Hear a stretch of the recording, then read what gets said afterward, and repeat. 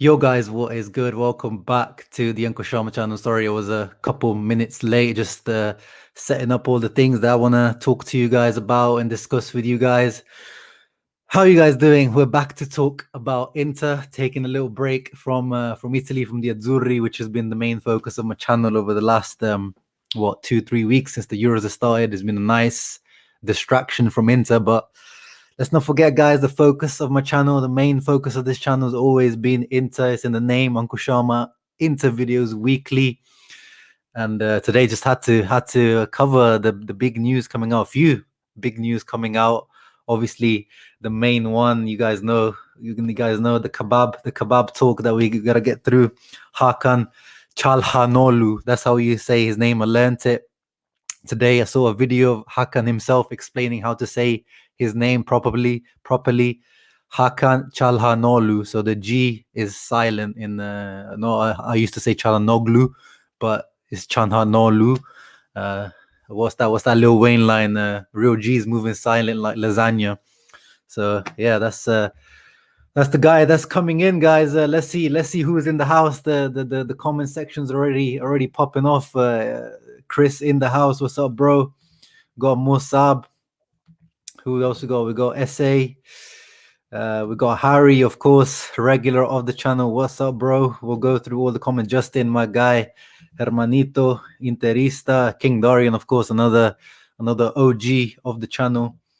Musab, I'm doing very well, bro. How are you doing? How are you feeling about Inter? Guys, let me know in the comments. Obviously, I'll talk about my thoughts and feelings, and then I'll go through your comments as well. We got Noah in the house as well. What's up, bro? Hey, we got Big Smiley, Birmingham in the house. You know what I mean? But yeah, anyway, guys. First of all, let me just cover the other good stuff apart from Hakan. Well, it depends if you think the Hakan news is good or not. But Beppe Marotta, and not just Beppe Marotta, but most importantly, Beppe Marotta renewing his contract. New 3-year deal he's agreeing to up until 2024. His original contract was expiring at the end of next season, or this coming season in 2022. So great news, man. You guys know me, Beppe, always say on this channel, and when I used to do videos for Sempre Inter TV, one of the biggest videos on that channel was my video welcoming Beppe Marotta, and I said that at that time that he's the biggest signing of that season when we signed him in that Spalletti season.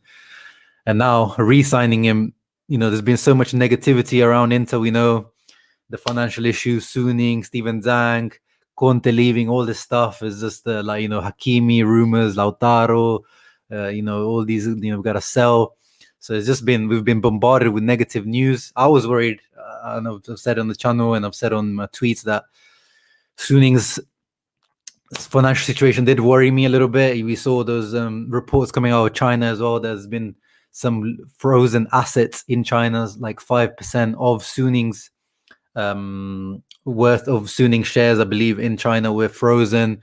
In general, they're not performing really well in China. We saw that Jiangsu Suning had to be liquidated as a club. They were closed down. The whole building training ground was taken down. So, worrying stuff when you see that kind of stuff going on. And we know what happened with AC Milan, our cousins, their Chinese owners a few years ago, give it to Elliott Management Fund, the investment fund, because who originally loaned the money to Yong Hong Lee. So they took control, and Inter at the moment looking like in a similar situation with the what's the company called? Oh, the name escapes me now.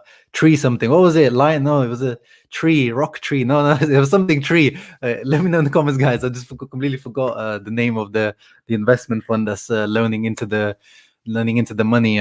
Oak Tree. That's it. We got there in the end. I knew it was tree somewhere in there. Oak Tree. We have 3 years to repay the loan that Inter have taken out with Oak Tree, and at the end of those 3 years, or even before those 3 years, I'm sure there's some sort of minimum payments Inter have to make each year, and Oak Tree can take control if Suning don't make those payments with the interest on top of that.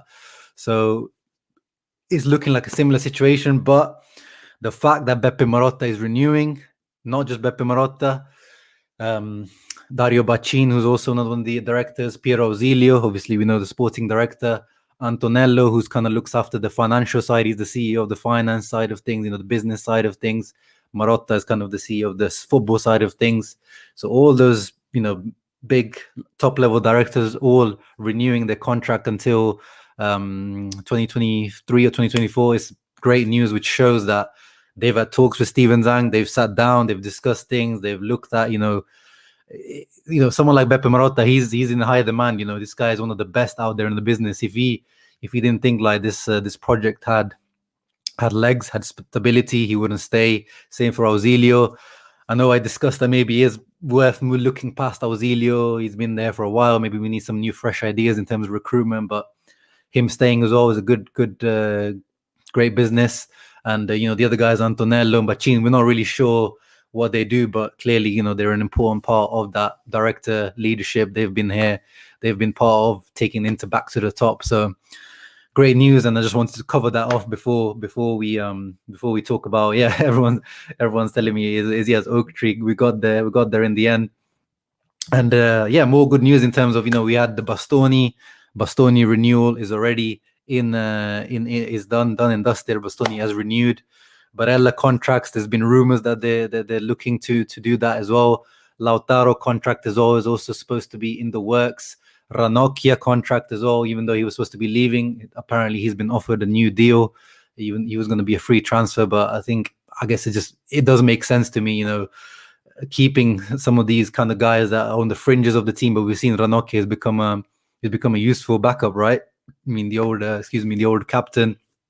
And D'Ambrosio as well, he had the option to automatically renew. There was rumors of him going to AC Milan as well, which was weird, but it looks like D'Ambrosio will be renewing as well. So the team is still a lot of the team is still looking solid. We'll have to see who we actually sell in terms of the big player that we have to sell to make those 70-80 million, and apparently it has to be before the 30th of June. To account for this past financial year, it has to be before the 30th of June. I'm not sure what happens if we don't manage to make that. But it looks like, Hakimi seems to be the front runner at the moment. But I wouldn't be surprised if Lautaro leaves as well. But we'll see. But it's not all doom and gloom, guys. That's all I wanted to first cover off with you guys. all these little news that are building up slowly. Don't forget about those. Let's not focus only on the negative. There's there's plenty of good news coming through. And obviously, Simone Inzaghi's exciting times. It's a new project, new coaching, new ideas. Let's give him a chance. Let Simone cook. Let Limone cook, man. Costa says the Chinese government held 5% of Zhang's property, so I believe that Inter may have a new owner after the loan's deadline. Yeah, we'll see, man. It doesn't look great at the moment. But let's not forget, guys, Suning and Inter both have been quite hit by the pandemic. And if Suning's, actual main company, Suning Holdings, they, start performing as they were, before the pandemic. These guys were, one of the real, top dogs in China in terms of revenue, in terms of profit. They don't seem to have adapted well to the COVID economy. But things have opened up in China a lot earlier than everywhere else, from what I read. And these guys have been businessmen for a long time, so they might be able to turn the situation around. Stadium is going to be opening up soon now in Italy. Looking like in the Euros we've seen the Olimpico was 30-40% full. For the season they're talking about getting it up to 50, 60, 70%. Hopefully we'll see as things are progressing well in Italy, so that kind of stadium income coming back into Inter's finances as well. So that's I think that's why Suning kind of hold out in terms of selling. They want to try to ride out this pandemic, and that's why they took that loan out. They don't want to sell right now, and we'll see what happens. But even if it does happen, guys, it's not ideal. But in an investment fund, they will stabilize the situation like Elliott did with Milan. They won't invest loads of money and things like that, but the future of Inter at least is secure with someone like Oak Tree coming in. So we're not going to be, going bankrupt like, some Italian clubs in the past have, like Parma or, Lazio, Napoli, things that happened in Italian football back in the days where clubs, were bankrupted, going down to Serie B, Serie C 1, things like that. At least with this loan and, Oak Tree being like the backup, at least Inter's future in that terms is not as scary as it could have been, because it did look worrying to me as someone that kind of looks into the finances and things of companies and stuff. But yeah, guys, let's discuss the main news that we here to talk about. Let me know what you guys think. Hakan Calhanoglu, as I said, that's how you say his name properly. Calhanoglu, no G. What do you make of him, guys? Because this is a guy that personally, if you follow me on Twitter, you guys will know I have a bit of an agenda on this guy. I make fun of him, call him in Kababanoglu, I guess. Just if there was any clips of this guy messing up a play or doing a stupid pass, stupid touch, I would always repost it, retweet it. Never quite rated him, but he's not a bad player, and I know the reaction on social media hasn't been great to this news, but I'm already kind of changing my mind on it. Initially I was not happy about the news, but the more you think about it, it makes sense to me. It just makes sense. Let's not forget, guys, the real reason why this is happening is Christian Eriksen. The Christian Eriksen situation was thrust up onto Inter. Like, you could never imagine, similar to the COVID situation. No one could imagine that the whole world would go down into a pandemic for over a year. Christian Eriksen, we know what happened in the Denmark game at the Euros. Just crazy, just a crazy situation, scary situation, and I don't want to speculate whether he's going to come back or not, but the CONI, which is the Olympic Committee for Italian Olympic sport, which football comes under, is very strict when it comes to these things. And from what I read, it's very unlikely that Christian Eriksen will be able to play in Italy. I'm not saying, we're not talking about Christian Eriksen's career, because we don't know. Daley Blind, other players, similar things have happened in the past if they continue playing. But I'm not a doctor. I don't want to speculate. I don't want to be one of these armchair doctors or cardiologists who will tell you what's going to happen. But his future at Inter doesn't look likely for a long term. So Inter have to when you're a big club, and that's why Beppe Marotta is there, and this is one of the reasons why I'm happy about him staying here, because he's already taken action on a massive potential loss to the team with Christian Eriksen, who played in that attacking left center mid position, and this is the position that Calhanoglu. See, I keep saying the name the old way. I need to get used to saying it the proper way. Calhanoglu, or I'm just going to call him Hakan. This is the position that Hakan is going to come in to cover, and he's pretty much, the deal is pretty much done, as it says in the description below. 3-year contract. He's confirmed himself, according to reports. There's a interview out today apparently that he said he's chosen Inter. His dad has confirmed that he's going to complete his medicals tomorrow at Inter, and I guess he's going to come to Rome or Milan to finish those off. It's pretty much a done deal. 5 million net salary, which is kind of expensive, especially considering Inter's financial situation at the moment, you could say. But once again, you have to look at it in terms of who does he come in to cover in the squad. There's people have been saying obviously he's going to cover the 4.5 or whatever Raja Nainggolan earns. If Raja finally leaves to Cagliari on a permanent basis, it still hasn't happened, but it looks like this might be the right time for him to finally leave.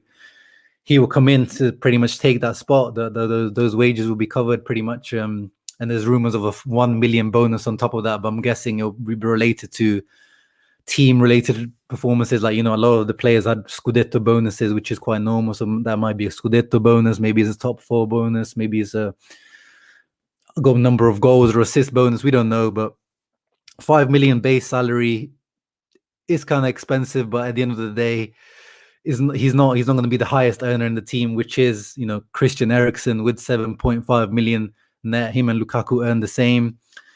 And with Eriksen, I read a report that his salary for the moment, because his injury, or I guess we call it injury, his injury happened whilst he's playing at a UEFA tournament, it will be covered in a majority, or a large chunk of his salary at the moment will be covered by FIFA, I believe. That's the report I read, which is the insurance, some sort of insurance policies for these athletes, and moving forward, it will depend in terms of his if he quits football. I believe that Inter are completely covered by insurance That's the report I read, that if Christian Eriksen quits football, Inter's insurance covers, or wherever the UEFA or FIFA policy is, will be covering Inter. But if Christian Eriksen continues playing football in Holland or wherever else he's gonna go afterwards, then Inter have to, he's still on Inter's book, so Inter would have to sell him, or give him, cancel his contract or something. So Inter will have a financial impact if he continues playing or whatever. But we'll see about that. I don't want to speculate, but I just wanted to tell you guys what the possible scenarios are with Eriksen. But yeah, let's read some of your thoughts on initially on this Hakan deal.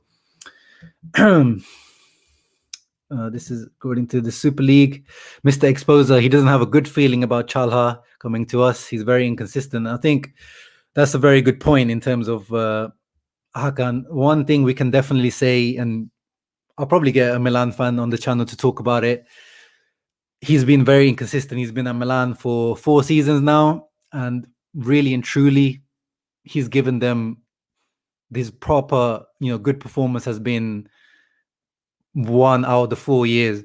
1 out of the 4 years that he's been at the club pretty much. Last year and at the end of last season, like most of the Milan team, that post-COVID period where the likes of him, Kessie, loads of players seem to step up the game. Calabria, Benacer, all these guys that were kind of underperforming really stepped up to the next level. They were unbeaten after that in that COVID period, and then that when they came back as well, the first 5-6 months, Hakan was one of the best players in that Milan team. And then he had a dip definitely towards this end of the season, which I guess could have been due also to, this contract talk, his expiring contract. That's always a difficult situation to play in for footballers. Your mind isn't in different places. Am I going to be here at the end of this season? And, those previous years, those 3 seasons, he was pretty average, to be honest. And that was the reason why, I was pretty anti Hakan on my Twitter timeline and stuff, because I've always found him, to be a little bit overrated. We knew he came with that reputation of being a free kick expert, which was quite right back in those his Leverkusen days. This guy's numbers were crazy. I think he scored 6 or 7 free kicks in one season at one time. This guy was scoring free kicks from the halfway line. He was almost like a cheat code, this guy, with free kicks when he was at Leverkusen and Hamburg, I believe it was, wasn't it, when he came through.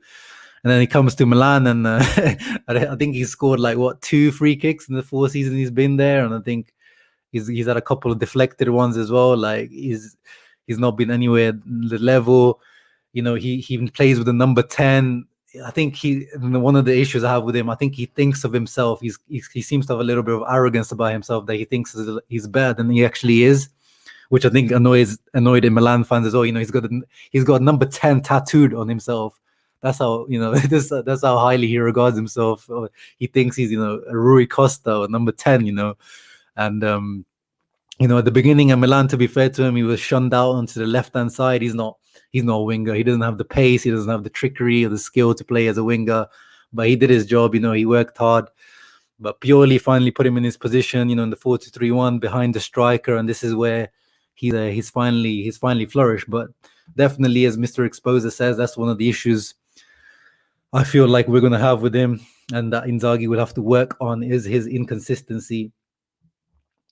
And but yeah, the deal was closed so quickly by Marotta. I mean, it's not official yet. I don't want to look like an idiot if it doesn't happen. It's not official, but it looks like it's pretty much done. If he's coming to do his medicals, his injury history is actually really good. This guy barely gets injured.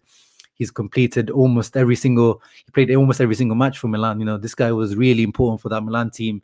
Don't let Milan fans make him out to be a bum, guys. I know on Twitter now, the Milan fans are all happy, so it's a bit confusing for Inter fans when you see all the Milan fans being super happy about him leaving. But that's because of the issues I talked about, his kind of attitude, his social media posts. Sometimes it was that he scored a goal against Sassuolo towards the end of the season. Nice goal, nice curler, typical trademark Hakan goal, and they lost that game. But he posted that goal on social media saying, when haters talk too much with the shush emoji, which obviously annoyed loads of Milan fans. Why are you posting that when we lost that game just because you scored a nice goal? Why are you showing off your goal? So he's a little bit of he's a bit of a weird character. I think he had a hair transplant done recently. There was some rumors about some, weird drama going on between him and his wife a while back.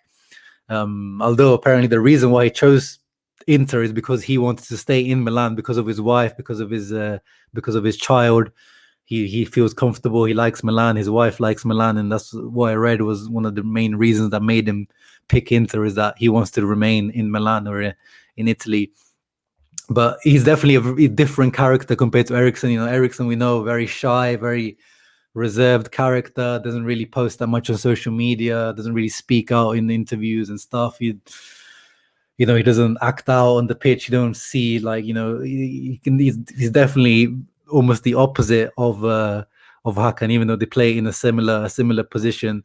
So he's character-wise, he's gonna take some getting used to. I think that's gonna be a make or break with Hakan. Hopefully, he's able to sort out his attitude. He's 27-year-old now. He's coming into maturity. Hopefully, he hasn't got those. He's worked out of his those little childish things that I just mentioned there, social media posts, things like that.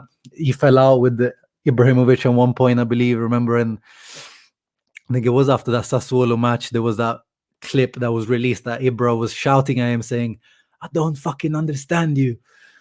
And then some were saying that Sassuolo goal post was aimed at Ibrahimovic, and then they unfollowed each other on Instagram, even though they were supposed to be like best buds going on motorcycle trips together. So yeah, I hope he doesn't. Yeah, I hope these things I'm reading about him are not.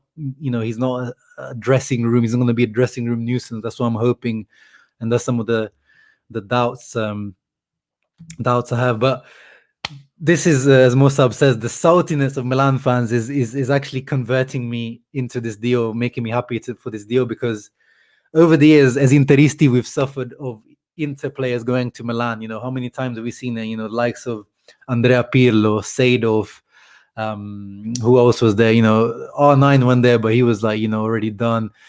I guess Ibrahimovic counts as one as well. Over the years, there's been a few, dodgy deals that Milan has definitely benefited from Milan, from Inter players going over there. So, even recently was Montari went over there. I know obviously he wasn't that great, but he still contributed to them. It doesn't seem like we'll never get the good end of the stick from their players. So hopefully this time we finally get some little bit of revenge on those deals. Someone that comes in free transfer. Guys. Them losing. I know, as I keep saying, don't make Milan fans believe this guy's a bomb, because them losing this guy on a free is not great. This guy is worth 20-25 million, as on transfer market. But in general, he's worth he's a 20-25 million player at least. So getting him on a free transfer, as Musab says, considering the circumstances, considering Inter's financial situation, it's a good deal, guys. And who I am. Which deal I want to compare this to, and I'm not comparing them as players. Disclaimer: I'm not comparing this as players. I'm comparing them as a deal. In 2016, when Inter signed Ever Banega on a free transfer from Sevilla, didn't quite work out with Banega, did it? Great player, Banega, one of my favorite players of this Argentine, this generation. Such a good player. Especially, he definitely flourished a lot more in his later years, but didn't work out. It was a bad time at Inter back then as well, so it wasn't surprised that it didn't work out. It was a bit heartbreaking that it didn't work out, because he's such a baller. Sold him straight back to Seville for 8 million, 9 million. So when there's a free transfer, you don't really have much to lose. There's no value to amortize in the book, so everything when you sell is pretty much pure profit afterwards. So it's pretty much, I know the wages are quite high, but it's kind of a win-win situation, because if it doesn't work out, you can just sell him straight in January, or the June, August, July afterwards. It's a smart deal. Like, when players like this are available and you're able to afford it, you should be able to do it. And I hope it doesn't end up like a Banega situation. I hope he actually becomes an important part of this team and actually contributes and becomes a mainstay of this team. And I know I've had my issues with him in the past, but now that he's here, now he's at Inter, I'm gonna back him. no more kebab jokes, no more kebab season type stuff, no more like agendas, nothing. I'm gonna back this guy. I mean, I'll give him a few weeks, a month or so, and then if he continues stinking out the pitch, then I might have to bring the agenda back. But it's funny. Football's it's a funny sport. I spent years, slandering this guy, but now I'm gonna be shamelessly, supporting this guy. I'm gonna be watching, of course, every single match, and I'm gonna be, give him time to adapt to the team. And as Mossab says, and this is one of the things that I read that Simone Inzaghi specifically requested, and I don't know how true this is. This is what's been reported, but we never know how true these things are, because a lot of the rumors are saying that it was Hakan's agent originally coming to Inter and proposing Hakan to them. When agents do that, things for their client. So I don't know how true that is, but we've seen what Simone Inzaghi did with Luis Alberto at Lazio is one of the best transformations I've seen from a coach. Like Luis Alberto flopped at Liverpool, was not a very well-known player. They signed him for about, was it 4 or 5 million euros? Very, very cheap. Was kind of a trequartista / winger, attacking midfielder. But Inzaghi, saw something else in him in that 3-5-2, moved him into the mezzala position, and he's become one of the best midfielders in Serie A. I think in the season, not this past season, but the season before, for me, he was the best midfielder in Serie A. He was so good. He had a crazy amount of assists that previous season. I think it was like 14, 15 assists. That season where Immobile won the Golden Boot, he was the one feeding him all the through balls, all the assists. This past season had a bit of a dip, but still, put up good numbers, more goal scoring this time around, more than assist. So that transformation, if Inzaghi sees that in Hakan, who's primarily has always played, left wing or primarily, attacking midfield, but we've also seen him. We've seen him like with Milan and with Turkey in this Euros. By the way, yeah, this Euro 2020 is it was definitely one to forget for Hakan. If you watched the Turkey, for Turkey in general, it was an absolute stinker. And Hakan is one of the main players. Obviously, took big criticism for it, quite rightly. And after that, while I was watching the Turkey game, one of the funniest things you could do was type on Twitter, just type Hakan and then filter by latest, so it shows you the latest tweets, and you could see all the Turkish fans absolutely slandering this guy. Obviously, as I said, he's the number 10. He's like the main, the star player of that team. So he gets the brunt of the criticism. So it was funny to see that, and that definitely didn't do well for his reputation, for his value. But I would try to ignore that kind of performance, because the whole Turkey team was not good. We see Burak Yilmaz was balling out for Lille. He didn't do anything. Unda didn't look very good. Even Demiral and Soyuncu have been great. Well, Soyuncu, especially for Leicester, has been so good. Celik for Lille was great as well.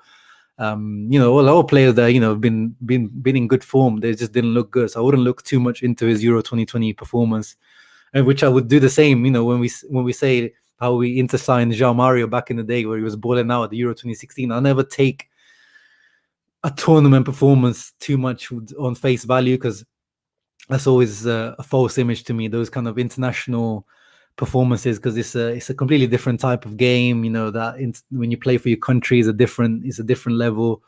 So I wouldn't look too much into those performances, but it wasn't very encouraging, and I never imagined that Hakan would be in my team just a couple of weeks or a couple of days later. I like watching him stinking out the pitch on the Euro 2020. Never did I imagine, man. Like, it's absolutely crazy. How much are the wages, agent fee? Indra asks. Yeah, I didn't think I see the Horncastle tweet, but we're yet to find out about the agent fees. As I said, their agent commission not yet revealed. I'm not sure who his agent actually is. It's not Mino, so we know it's not going to be something outrageous. But knowing Inter, especially with our financial situation right now, I don't think it'll be a high fee. So let's wait and see in the next couple of coming days. I'm sure they will be revealing agent fee, but I'm not expecting it to be too much. 5 million now, we don't pay wages. Hey man, we doubled his wages, but are we gonna actually pay them? But yeah, we'll see. Justin says, I doubt he'll even start. Whoa. I mean, if Eriksen's not going to be there, Sensi's always injured, guys. Like, who else is going to be starting? You know, it's that's how you have to think about it. This guy, Inzaghi, likes a technical midfield. Like, he's not like Conte. He doesn't like a terrorist midfield like Conte. You know, Conte is, as we always say, this guy's got the weirdest fetishes. You know, Stefano Sturaro, Parolo, Giaccherini, all these types of guys that, you know, he has this weird choice in players. Gagliardini, of course. With Inzaghi, you know, Milinkovic, Savic, Leiva, Luis Alberto, midfield, you know, not many managers, you know, as I said, Luis Alberto never even used to play in that position. And Milinkovic, Savic has learned to play that kind of box-to-box role, you know, he's definitely learned under Inzaghi. You know, I could see that conversion happening, and I could see, you know, Inzaghi opting for a more technical midfield. And, you know, we know the issues with Sensi's glass legs, man. I love that guy, but he's just unreliable. And, you know, Vidal 6.5 million, yeah, he's probably on his way out. And we've heard, I don't know if you guys heard of the Vidal rumors that, you know, in the Chile camp, they broke the COVID protocols, the bubble, and called some prostitutes and all this kind of stuff. There's a lot of controversies going out there. Just look it up, guys. Type in Arturo Vidal or Chile news, and you'll see this guy is just so jokes, man. He's Arturo El Rey Vidal. But yeah, I think he's definitely, especially if we're paying him 5 million net a year, guys. I think he's gonna start. I don't think he's gonna be a substitute. Because I don't know. What do you mean he missed a lot of time in this season? He was pretty much ever present for Milan. I think he only missed a few matches due to injury here and there, and maybe COVID. And he was one of them. He was one of the core. There was a core of players for Milan that always started unless they were injured. You know, Kessie, obviously, Frank the Tank Kessie, Calhanoglu, Donnarumma, Simon Kjaer, obviously, when he had some injury issues as well. Ibrahimovic when he wasn't injured, but, you know, Theo Hernandez. You know, there was a core group of players that, if they weren't injured, these guys were always there. And so Hakan is definitely very durable.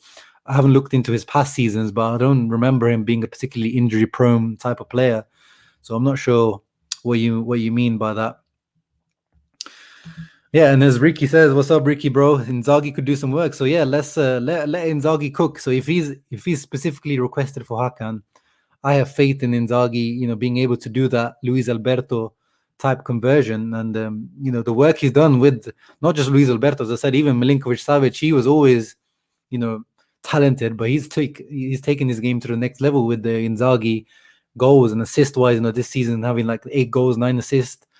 Defensively as well, he contributes a lot, much more. Before, he used to be a very inconsistent player. Inzaghi managed to turn that around. So yeah, man, I'm slowly, the more I talk about it, I'm becoming a fan of I'm becoming a fan of this.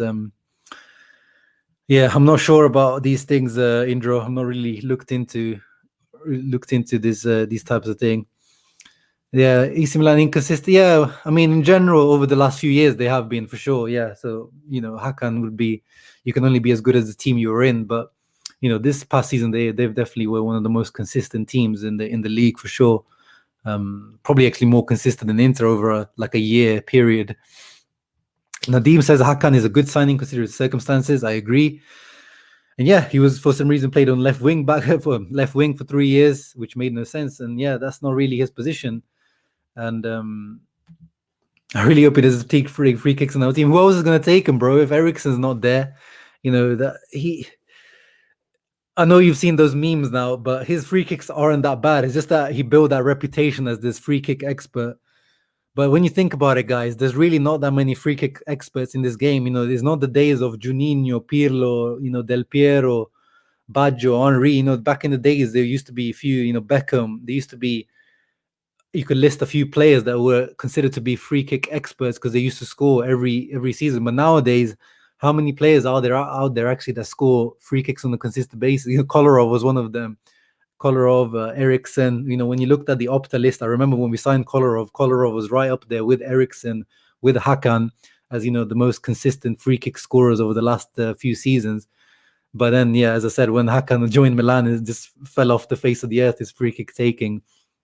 But we've seen with Hakan, and is a stat that's going around that everyone's reposting from Opta in terms of chances created in the top 5 European leagues this past season. He is top, ahead of Bruno Fernandes, ahead of Depay, ahead of Thomas Muller, ahead of Filip Kostic. So this guy is a chance creation machine. So he's definitely not a step down in terms of that, guys. In terms of from Christian Eriksen, if we look at it in terms of that, he's not a step down in terms of goal chance creation. But as often is with things, you kind of have to look into it a little bit in depth. The thing is with his chance creation, most of it, as this tweet here explains, comes from his set piece taking, because at Milan, as I said, he's played every single match pretty much, and he takes every single corner, every single free kick, indirect free kick. So a lot of his actual chances created are from set piece play, and he actually doesn't, when it comes to open play, he doesn't even make the top 5, which is this: Tom Muller, Fernandes, Kostic, Grealish. Shout out to Kostic, by the way, my guy. And in terms of XA, which is the X assist, he's only on 8.86.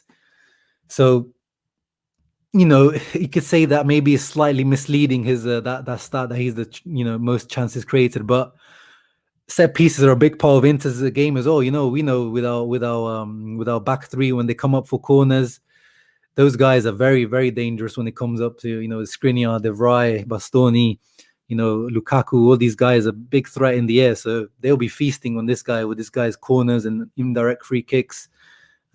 So he's definitely, he's not a step down in terms of that.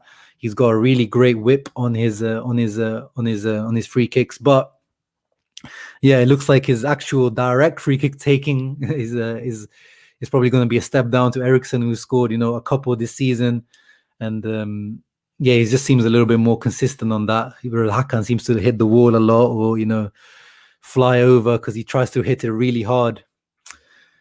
And then looking at his stats as well, the FB ref, let me try to zoom in for you guys so you can see this properly. I'll filter it down to, so 99th percentile. The ones that are in green with 99 means that he's one of the best in his position compared to other attacking midfield and wingers. So these stats compared to other attacking midfielders and wingers in the top 5 leagues. So he's right there at the top once again for key passes, 3.38 per 90. He's in the 99th percentile. As I said, it does come mainly from his set piece taking. So in terms of numbers of corner kicks he takes, he's up there. He takes the most amount of corner kicks, in swinging corner kicks. And this is a shot creating actions from dead balls. So per 90 minutes, 1.64 shot creating actions. Goal creating action 0.2. Look at it once again, he's in the 99th percentile. Dead ball passes, look at all this top section is all the dead ball passes.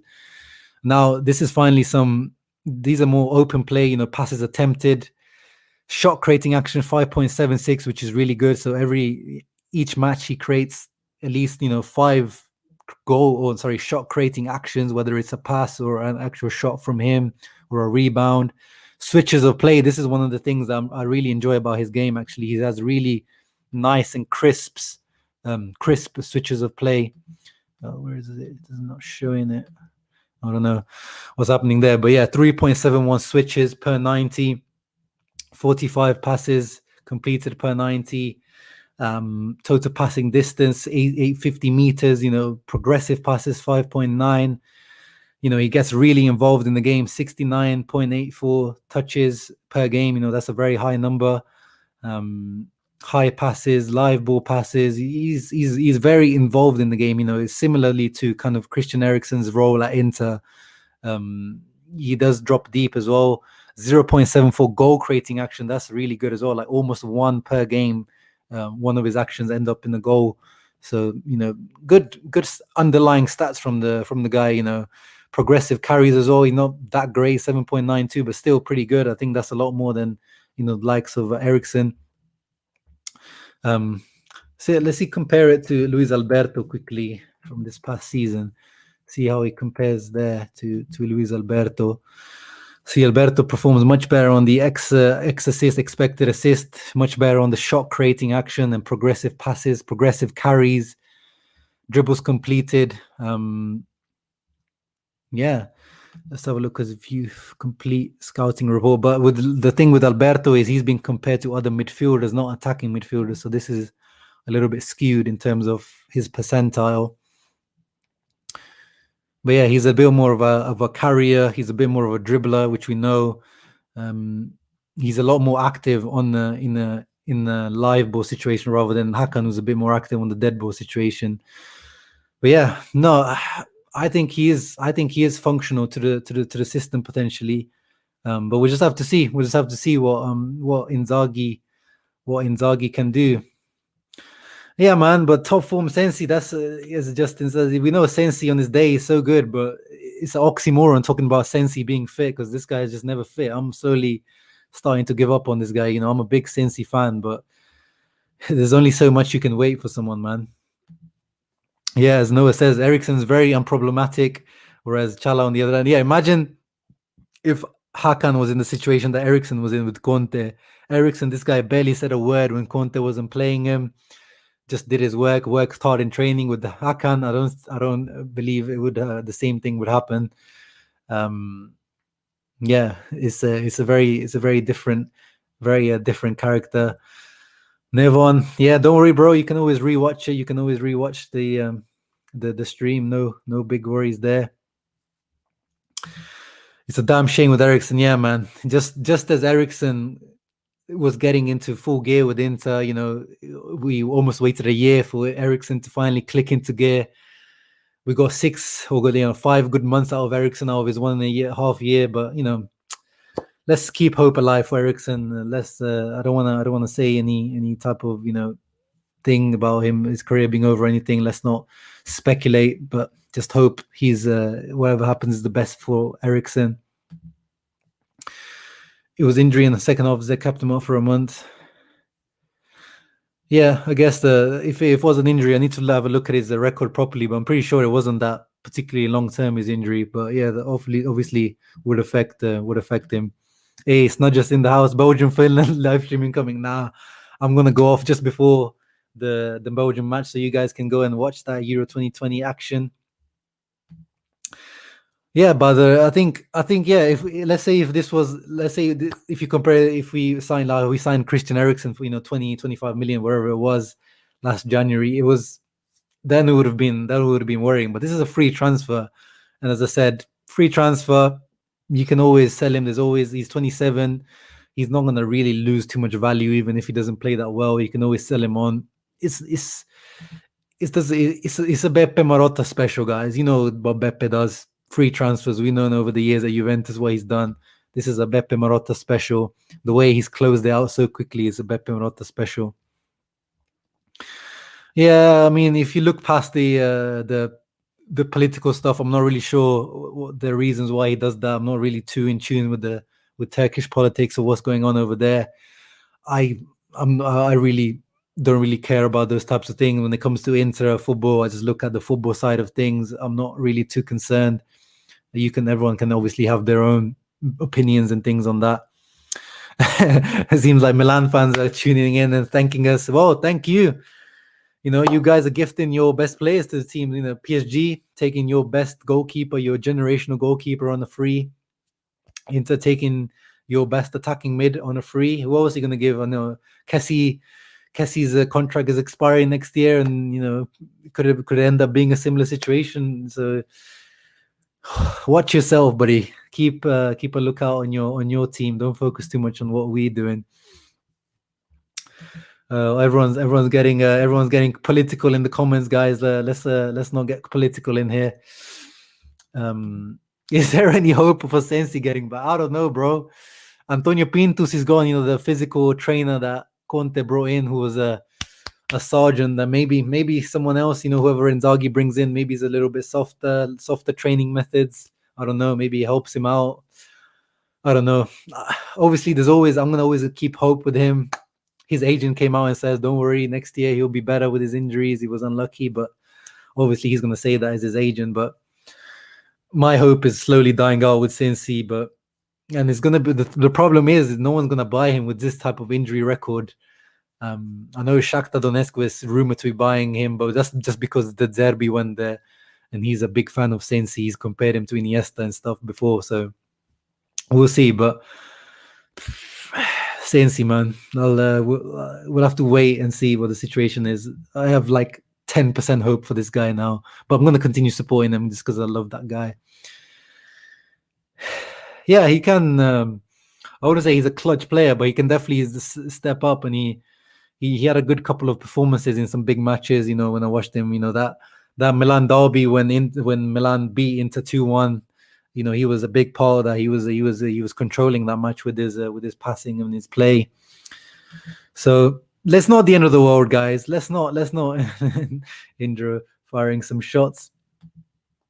We need to give Sensi gene therapy. Yeah, man, this guy needs some sort of special. We need to send this guy out to some sort of special lab somewhere. Here, KTS Luke says he's just sorry. Yeah, everyone. And I think Ericsson's United, whether you're Juve, Inter, Milan, whoever fan you are, you can't help but feel sorry for Christian Eriksen. But yeah, guys, it's 8 p.m. Hope you guys enjoyed that stream. I hope you guys got a little bit of insight into Hakan in terms of his stats, in terms of his, what he can offer to this team. My thoughts. Got insight definitely in you guys' thoughts. It's been interesting. It seems like most of you guys are somewhat on board. A lot of you are not completely sold on it, but let Hakan cook. Let Inzaghi cook. Let's see what happens. Let Marotta cook. Let's see what these guys cook up. Let's see what happens, guys. It's not all doom and gloom. I'm starting to look forward to this season now. The things are starting to take shape. It's not the end of the world. Let's not be too. I know it's easy as Inter fans being negative. It's part of our football heritage, but sometimes when there was Sensi die, his lifestyle for sure. Yeah, I don't know, man. Maybe he needs to change. Yeah, is the way he does things. Maybe he needs to go study what Ronaldo, Messi, these guys do to be able to remain fit all the time, have that extra dedicated lifestyle off the pitch. But I don't know. But yeah, guys, hope you guys enjoyed that. Make sure to leave a thumbs up and subscribe. As I said, for the coming days, I'll probably try to get maybe once it's official, so we don't look like idiots. Get a Milan fan on to give us insight into Hakan from their perspective, unbiased perspective. Hopefully, not too much clouded perspective. Unusual Azzurri Euro 2020 content coming up with the Rabona TV. So keep a lookout for those reactions. And yeah, guys, make sure to leave a thumbs up, subscribe if you're new to the channel, and I'll see you for the next one, guys. Ciao, Forza Inter, Forza Azzurri.